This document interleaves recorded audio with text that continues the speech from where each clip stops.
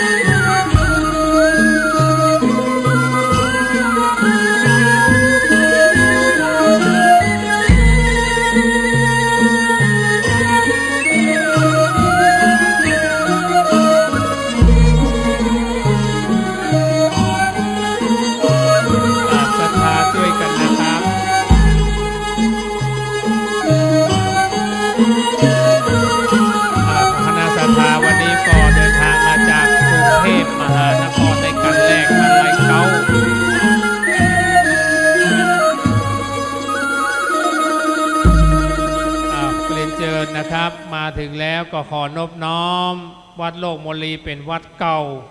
วัดโลกโมลีเป็นวัดเก่าพระมหากษัตริย์ตาธิราชสร้างขึ้นเป็นวัดหลวงคันอดีตสืบมามีองค์พระบรมธาตุเจดีย์อัฐปนาตั้งไว้กลางพวงนามว่าพระธาตุวัดโลกพระธาตุโมลีเพราะฉะนั้นศรัทธามาถึงแล้วไปบูชาหลายสิ่งหลายอย่างวงแหวนเขียนชื่อนามสกุลนะครับวันเดือนปีเกิดดวงชะตาราศียาดวงชะตาราศีภูมินี่ก็มาบูชาได้บนวิหารนะครับแล้วก็ท่านใดจะบูชาชะตาปีเกิดการเทศอยู่ด้านข้างกับด้านข้างวิหารด้านในมีชวดฉลูขาทองมะโรงมะเสงมะเมียแม่วอกละกาจอกุลนะครับจำนวนพระคาถาก็มีตักกำลังพระคาถาปีชวดมี19พระคาถานะครับปีฉลูมี134พระคาถาปีขานมี209พระคาถาปีเทาะกระต่าย57พระคาถาปีมะโรง79พระคาถาปีมะเสงมี35พระคาถานะครับปีมะเมียมี80พระคาถาปีมะแม่มี101พระคาถาปีวอก90พระคาถาปีละกาไก่43พระคาถาปีจองหมา69พระคาถาปีคุณ36พระคาถาอันนี้ดวงชะตาปีเกิดจำปีเกิดไม่ได้เอานครกัน48พระคาถาฝากเลยนะครับบูชาได้เลยครับเชิญนะครับคณะศรัทธามาแล้วก้าวกับผมในนามศิษยานุศิษย์คณะศรัทธาอารามวัดโลกบุรีของเมืองก็ขอนอบน้อมกราบเรียนเชิญจวนขึ้นมาบนวิหารได้ขณะนี้เวลาก็ประมาณ17:07 นาที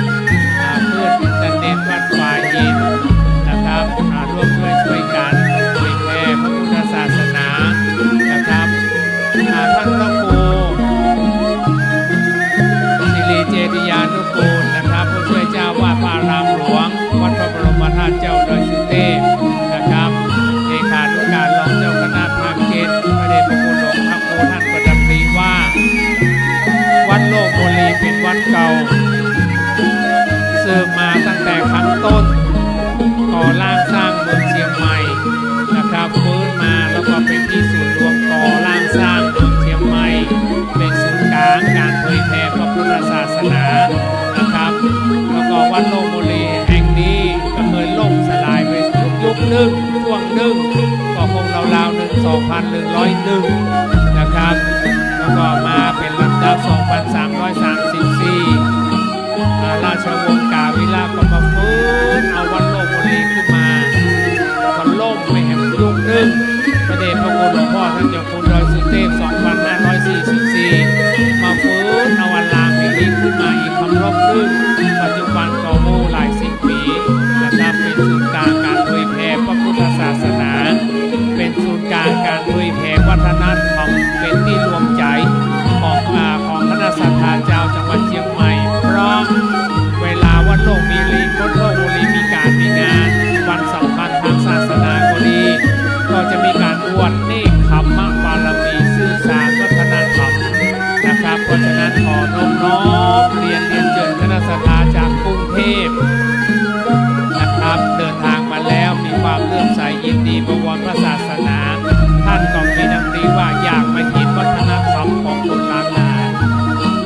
นะครับโอ้สวาก็ร่วมทอดกฐินที่วัดโลกบุรีด้วยแล้วก็ได้ยินข่าวว่าเป็นเจ้าภาพกันเทศบูชาชะตาปี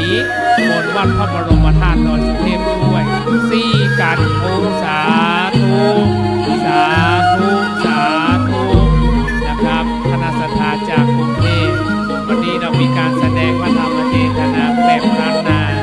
นะครับเชิญครับเดินทางมาถึงแล้วในนามคณะกรรมการนะครับพอดีเมื่อวานผมไม่ได้มาตรีงานกฐินด้วยนะครับที่วัดเชียงโชงเจดีย์ปองนะครับก็มีหลายๆท่านมาเดินทางมาก็ขอให้การต้อนรับนะครับให้การต้อนรับคณะศรัทธาศิษยานุศิษย์ก็ดีแขกผู้ทรงเกียรติทุกท่านนะครับเขียนชื่อบูชาดวงชะตาอธิษฐานนะครับเกิดปีไหนอธิษฐาน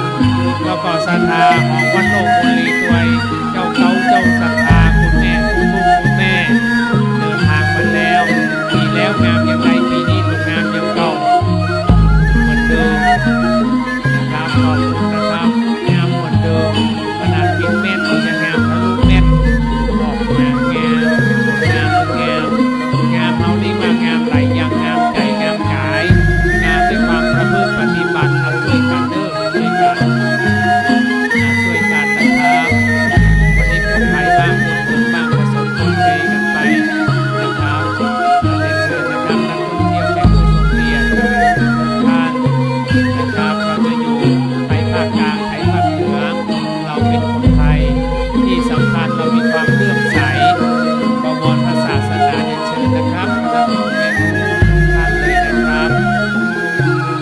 วัดโลกบุรีเป็นวัดเก่าจริงๆสร้างปีพุทธศักราชใดพศใดไม่ปรากฏชัดเจนแต่สันนิษฐานว่ามีมาตั้งแต่ต้นยุคราชวงศ์มังรายสร้างเมืองเชียงใหม่เพราะที่วัดแห่งนี้อดีตเดิมสันนิษฐานว่าเป็นที่พักสงฆ์นะครับในยุคต้นราชวงศ์มังรายนะครับพระเจ้ากรุณาสถาปนายกอัญเชิญพระบรมธาตุขึ้นดอยสุเทพพระสงฆ์ที่มาจากต่างบ้านต่างเมืองก็มาพักที่ตรงนี้นะครับยุคแรกก็ถือว่าเป็นที่พักสงฆ์สืบมานะครับพระเดชพระคุณหลวงพ่อท่านเจ้าคุณดอยสุเทพมาฟื้นเอาวัดโลกบุรี2544หลังจากนั้นพระเดชพระคุณหลวงพ่อมีดำริให้มีการเททองหล่อหลวงพ่อพุทธปฏิมานะครับทั้งเทียนหล่อที่พื้นที่หาหลังนี้นะครับนามว่าพระพุทธสันติตีละวันโลกนาถองค์พระพุทธปฏิมาประจำวิหารและอุโบสถในที่แห่งนี้ด้วยนะครับแล้วก็วันนี้คณะศรัทธาก็จัดหลวงพ่อกันติเมตตาระบุว่าวัดโลกบุรี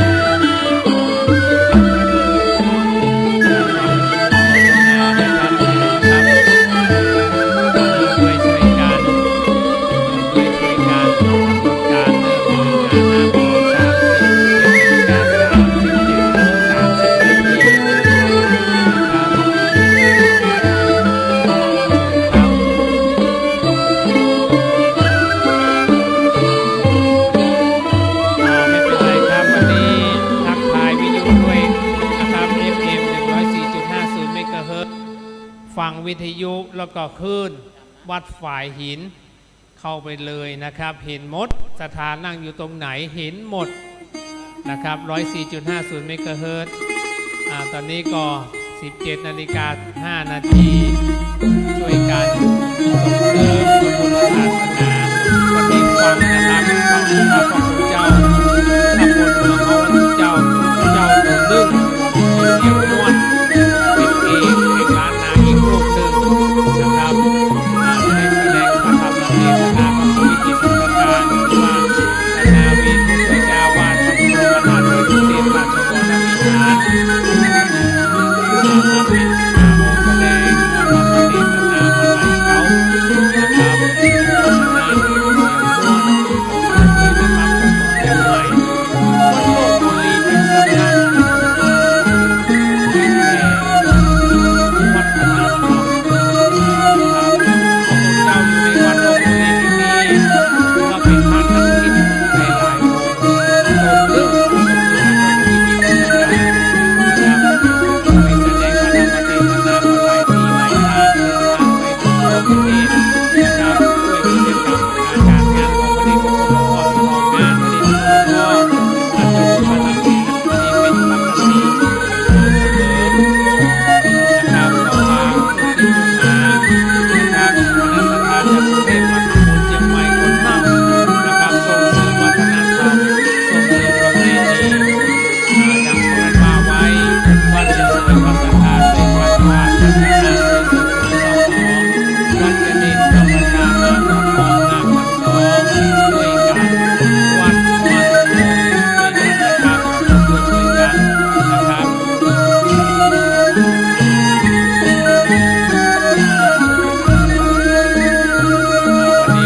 ป็นเจ้าเขาเจ้าสำนักเป็นเจ้าภาพถ้าไปหู้ทางภาคกลางว่าเป็นเจ้าเก่ามาได้คนบ้านดิฉันไม่ใช่เป็นเก่านะเอาจริงอันนี้เรื่องจริงนะเป็นศรัทธาเรียกอะไรล่ะเจ้าเก่าเจ้าศรัทธาเพราะว่าเจ้าไม่ได้เป็นเจ้าเป็นเก่าเจ้าไม่ได้เป็นเบาหวานผมเจอหลายที่ละเอามาได้ไม่บอกว่าไม่ไ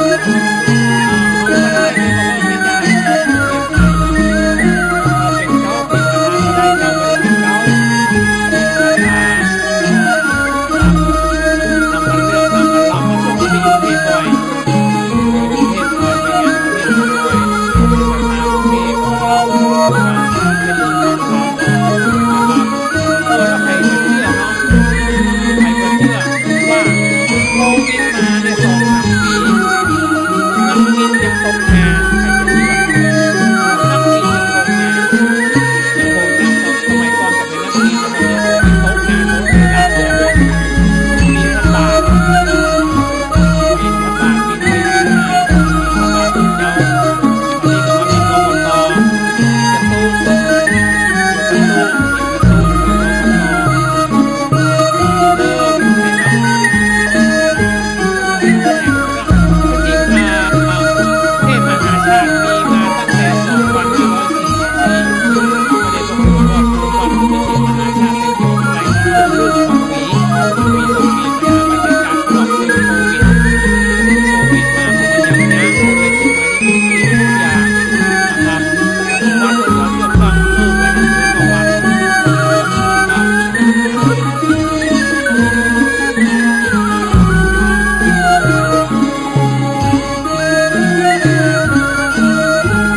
ทุกวันตอนนี้มีเวลานิดหนึ่งก่อนจะเข้าสู่พิธีขออนุญาต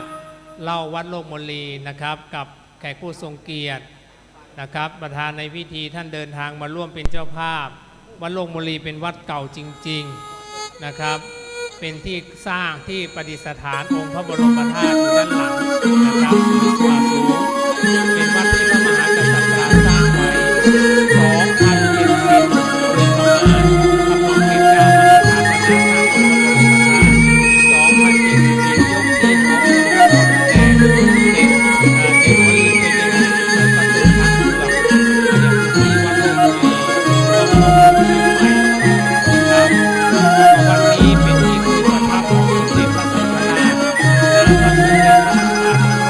สมเด็จพระราชโมลีประทับอยู่วัดโลกโมลีวัดโลกโมลีตั้งอยู่หัวเมืองเชียงใหม่หรือเดชเมืองเชียงใหม่เมืองเชียงใหม่มีอยู่2 วัด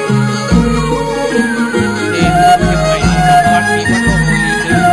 ดศรีขาชีววัดสารามที่ไม่ใช่ชื่อเดิม2 วัดนะครับบนทางกรุงเทพในภาคกลางหรือว่าหลายๆจังหวัดที่ไล่กันจะเป็นวัดเชียงใหม่เชียงใหม่เขามีความเชื่อว่าทางวัดเดชเมืองนะครับมีเดชมีอำนาจมีบารมีพ่อของบริษัทหลายๆบริษัทเลยนะค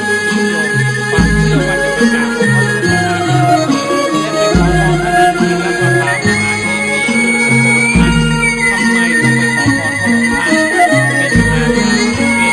รย์เป็นสตรีผู้หนึ่งที่เป็นพระมหากษัตริย์ของเชียงใหม่พระองค์มาครองเมืองเชียงใหม่ประมาณปีเศษทำให้เมืองเชียงใหม่พ้นจากภัยสงครามในยุคของพระชัยราชาธิราชและทำให้พระยายกทัพตะวันเดียวของเชียงใหม่รับคำของพระชัยราชาธิราชที่ทำให้ประสบนิกรชาวเชียงใหม่พ้นจากภัยสงครามก็แสดงว่าที่มาพร้อมกันทางท่านว่าจะเป็นก่อนกลับในการขอพรกราบขอพรองค์พระบรมธาตุนะครับเป็นด้วยนะครับแล้วก็องค์หนึ่งคือพระเมืองเวียงเก้าหลังจากที่ไปสถาปนาพระบรมธาตุสมัยก่อนพระธาตุดอยสุเทพไม่ได้สูงแบบนี้สูงแค่3 วา 2 ศอกนะครับประมาณ2,060 กว่าล้มพระองค์ท่านเจ้าพระเมืองเวียงเก้าขึ้นเป็นก่อสร้างพระบรมธาตุขึ้นใหม่สูงเป็นองค์ปัจจุบันหลังจากนั้นท่านก็มาสร้างพระธาตุพระโลกโมลีนะครับเพราะฉะนั้นเป็นพระธาตุที่พระองค์พระเมืองเวียงเก้าสถาปนาสร้างไว้ในยุคของพระองค์นะครับเพราะฉะนั้นวันนี้วัดโลกโมลีถือว่าเป็นวัดน้ำมงคลโมลีคือส่วนที่สูงที่สุดที่นำของพระพุทธปฏิมาโลกก็คือโลกของเราเพราะฉะนั้นองค์พระเจ้าจักรวาลทุกคนในโลกนะครับรวมกันอยู่ที่วัดโลกโมลีตอนนี้ก็รอเวลานะครับจะเป็นการสร้างเสร็จก็จะได้เริ่มเข้าสู่พิธีการขณะนี้ก็ถึงเวลาอีก5 นาทีข้าวของผมก็ขอเรียนเชิญนะครับเป็นผู้มีเกียรติทุกท่านเลยนะครับที่อยู่ทางงานแล้ววันนี้จะเรียนเชิญนะครับแขกผู้มีเกี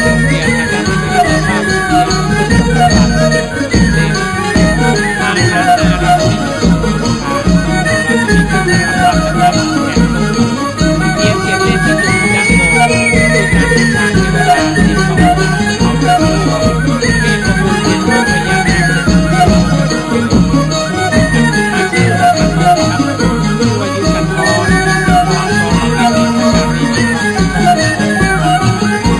ตัวผู้ชนะหลายน้องกับเขาสีญาติเขาสีญาติรถคือเราก็จากเขาขึ้นไปเป็น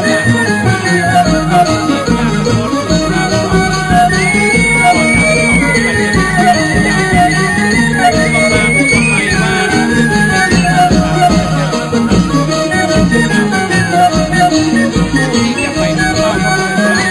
าเราต้องมีเพียงทางเขาที่สูงและต้องทำให้ดีเราจะเรียนนะครับไม่ต้องไปทำเรื่องราวเพราะฉะนั้นคนโบราณก็จะทำสร้างปริศนาธรรมว่าเป็นการบูชาตั้งใจนะครับกันกรดิสิทธรกรวินบิณฑกะเนมินทรสุทัศนะอัศพันธ์พญานาค7 องค์เทพบุตร7 องค์ดูแลภูเขา7 ลูกแล้วก็จะมีเทียนอีก2 เล่มอยู่ด้านล่างบูชาพระธรรมและพระวินัยนะครับธูป3 ดอกบูชาพระบริสุทธิ์ที่คุณพระปัญญาคุณพระมหากรุณาธิคุณอันนี้นะครับเป็นเครื่องบูชาสักการะของพระท่านแต่ถามว่าโต๊ะบูชามีมาจากไหน